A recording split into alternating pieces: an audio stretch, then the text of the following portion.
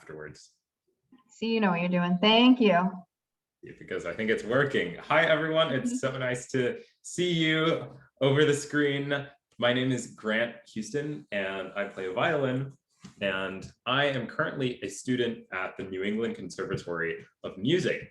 And I'm originally from Kansas City, Missouri. I've moved around a lot. I've lived in Virginia and in Oklahoma and Florida and in DC. And so now I've been living in Boston for the past 5 years while I did my undergrad, and now I'm in my master's degree. And so usually when I sort of introduce myself and sort of give that brief overview, I have mentioned that I'm a student at NEC, but I sort of usually leave it at that, and I usually go on and like sort of play my music. But I figured today it might be nice to sort of actually, using the music, sort of explore what it is that it means to study music at a conservatory, and to sort of share my sort of like a day and my sort of musical life at NEC with you by like playing you all the music that I would play in a day here at school. So, you know, oftentimes people make videos of this kind of thing like on the internet, and they will take little videos following themselves around the whole day, but I'm not quite good enough at, you know, taking videos to do that. So I thought I would just sort of like break everything down for you over Zoom and sort of give you a bit of an overview of what it is that I do as a music student. So studying at NEC this year has been a little interesting because everything has been different for so many reasons. But one of the reasons that I chose to come back to Boston and study in person at school is because one of my absolute sort of musical priorities is to work with other people and to play with others. And so while I certainly do my practice in my bedroom by myself every day, you know, the most important thing for me is like coming and playing with others. And so that's going to be a large part of what I'm going to hopefully share with you today, is some of the experiences I've had playing in groups at school. So as a violin student, sort of my main things are to take violin lessons, to practice, and to go to my ensemble rehearsals and performances. And so every day usually starts with the first thing, which is practicing. Especially if I have a violin lesson that day, I always sort of like get out my violin in the morning, do some warming up. And one of the things that I actually like to do, which is kind of refreshing, is to sort of play a piece that is just fun for me, that's not too hard, and that I really enjoy. And so one piece that I've been kind of playing around with lately is a piece by the great violinist and composer Fritz Kreisler, and this piece is called Liebeslied, which means love's sorrow. But you know, because this piece is really dear to me, I don't feel so sorrowful while playing it, but you know, the sentiment is there. So here's a bit of Kreisler's Liebeslied.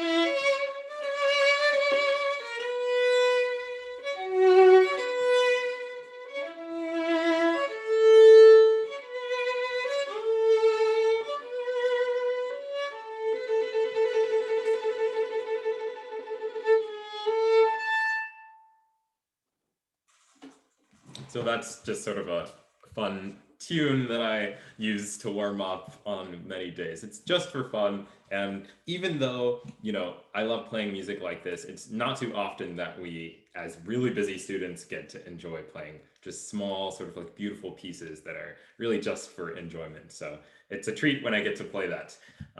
So, you know, I've warmed up, my practice is going, and it's probably time for me to be looking at music that I'm going to play for my violin teacher, later in the day. I am really fortunate to study with the incredible Donald Weilerstein, who's a really, really famous violinist and teacher and string quartet player. And it's really a privilege that I get to study with him.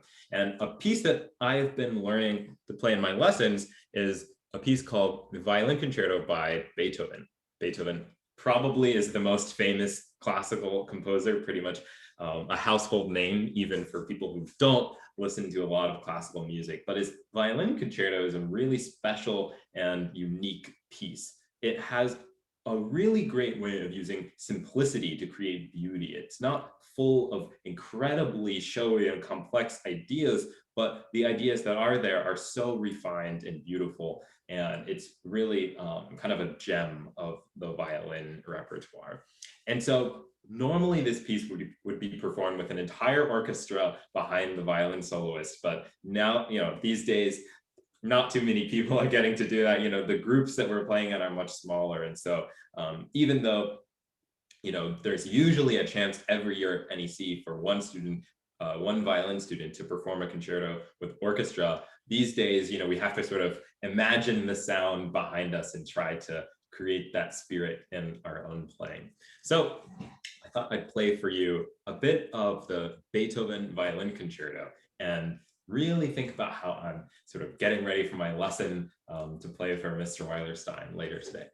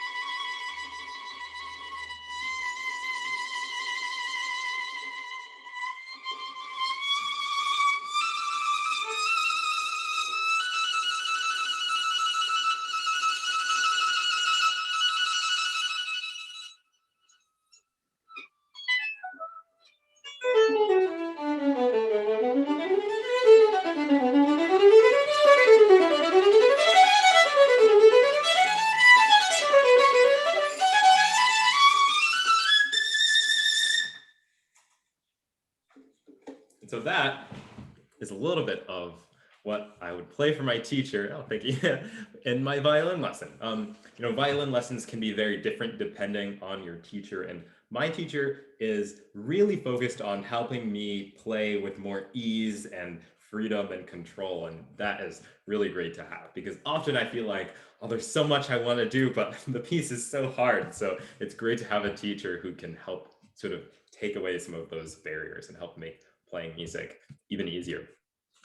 So as I mentioned in the beginning, the whole reason I knew I had to come back and study in person this year at NEC was because of the chance to play with other people. And, that type of music, playing with others, is called chamber music. And that's what is sort of my main passion for my career, is playing chamber music with people. And that can range from groups as small as 2 people, so a violin and piano combination, or 3 people, violin, cello, and piano, or a quartet, which usually has 2 violins, cello, and viola, or even larger groups. And so I've gotten to do some of everything this year. So I thought I would sort of share, the rest of my day after I've had my violin lesson, how I usually get the chance to play with others. So I'm fortunate to be part of a class which is coincidentally taught by my teacher's wife, Vivian Weilerstein. And this class focuses on playing between a string player and a pianist. So everyone in the class is paired up. I'm lucky to be playing with my friend Tracy Tang, who's an incredible pianist, and we're paired up to learn pieces mostly independently. So we mostly do all the work on our own, and then we perform each class for our colleagues and for the teacher to get feedback. So it's sort of like what we would call a master class every week. And so as I get ready for this class, Tracy and we get together, we look at our music, we study each other's parts, and we really examine what we want to say with the music. And we create our entire interpretation, and we rehearse. Tracy and I usually rehearse probably about 10 hours together before we will play for anyone. And then we come into the class to perform a little bit of what we worked on and get feedback. And so I wanted to share the music that we play together in a little bit of a recording that I made from class, just for my own sort of observation, but I thought I'd share it with you as well. So the piece that we're playing is a violin sonata by the Polish composer Karl Szymanowski. He was born in the late 1800s and lived until the early 1900s. He unfortunately didn't live a very long life, but he produced incredibly rich, beautiful, and characterful music. So the piece that we're playing, written for violin and piano, is almost never performed, but it's really, really gorgeous. And I'm fortunate that we were able to sort of discover this piece together. So now I will share a video of Tracy and I playing this piece by Szymanowski in our class. And I think I shared the wrong tab. So let's try that again. Here we go.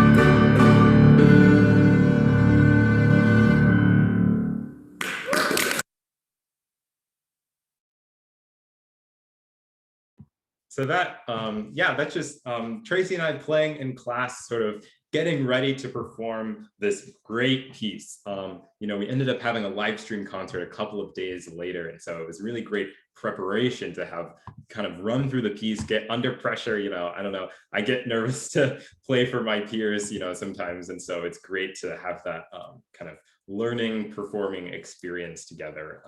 Grant, what were you stepping on?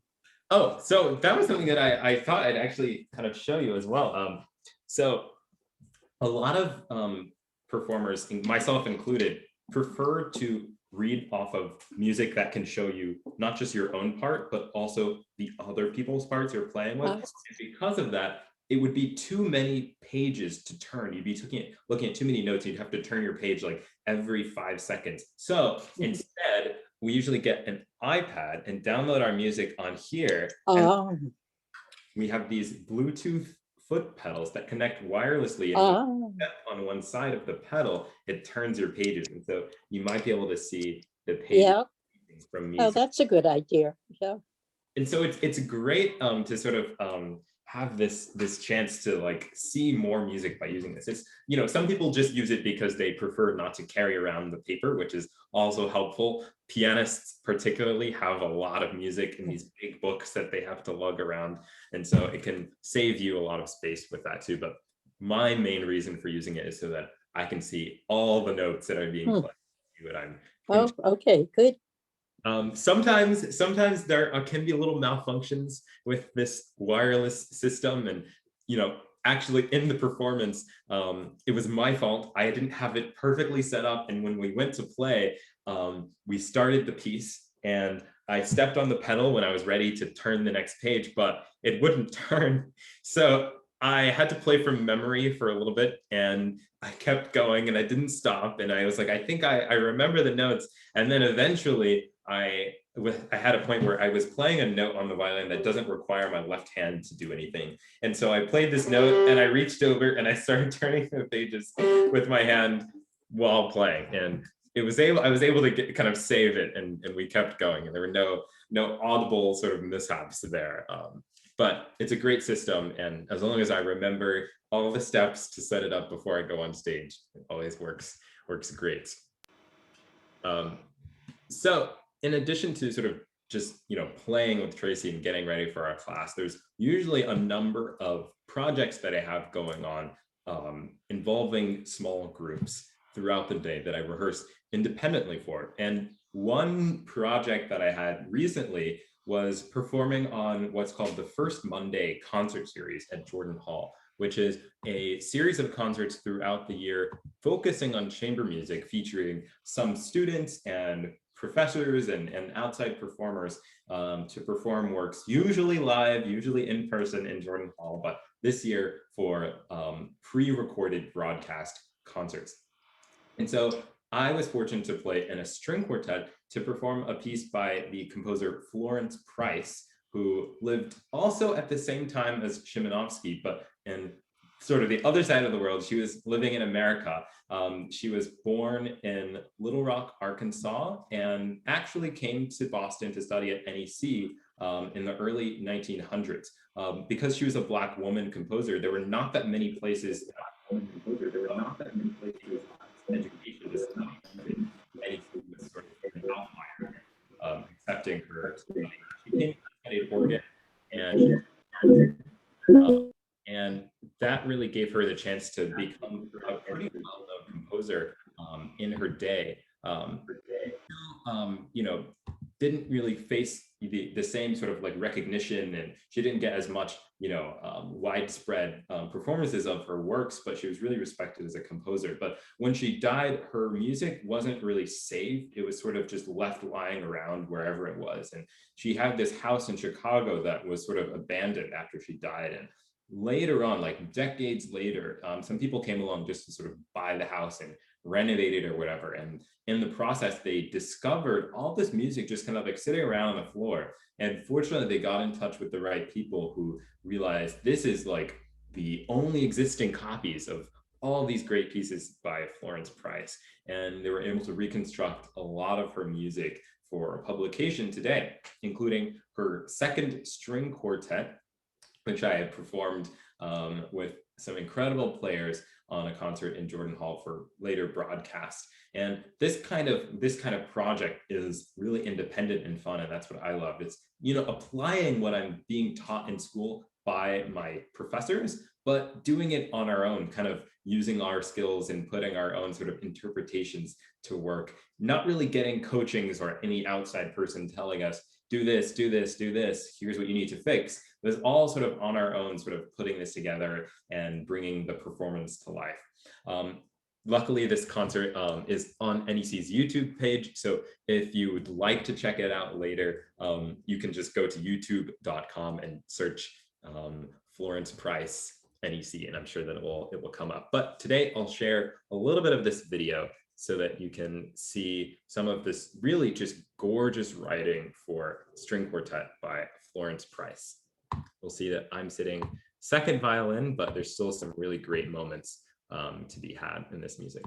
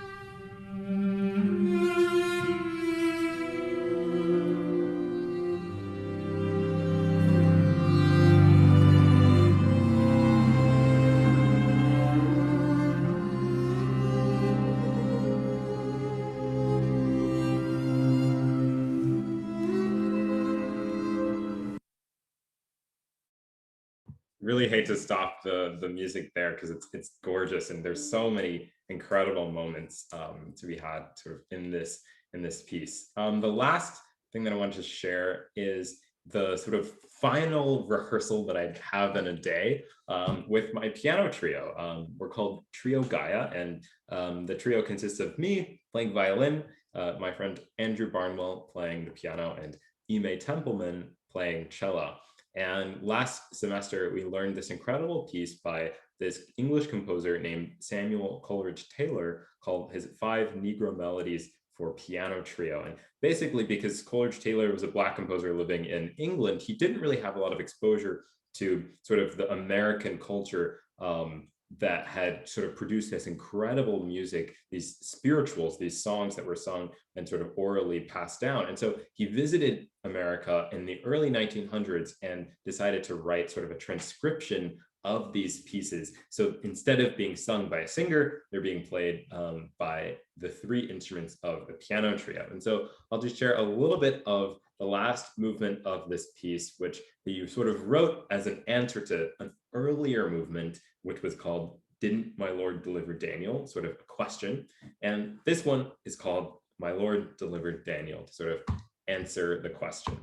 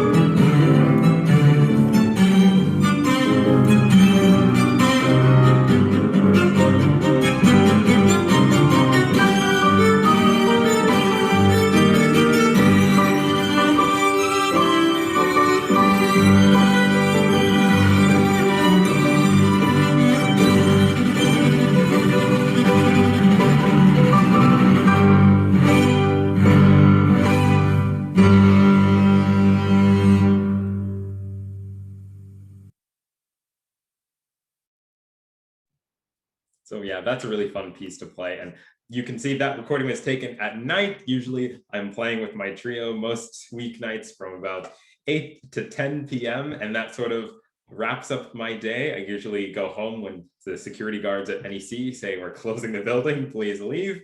And that kind of is a little bit of what my day looks like. So hopefully that helped you sort of gain a bit more of an insight into what it means to be a conservatory student and some of the really great music that we're lucky to play as part of that. So thank you.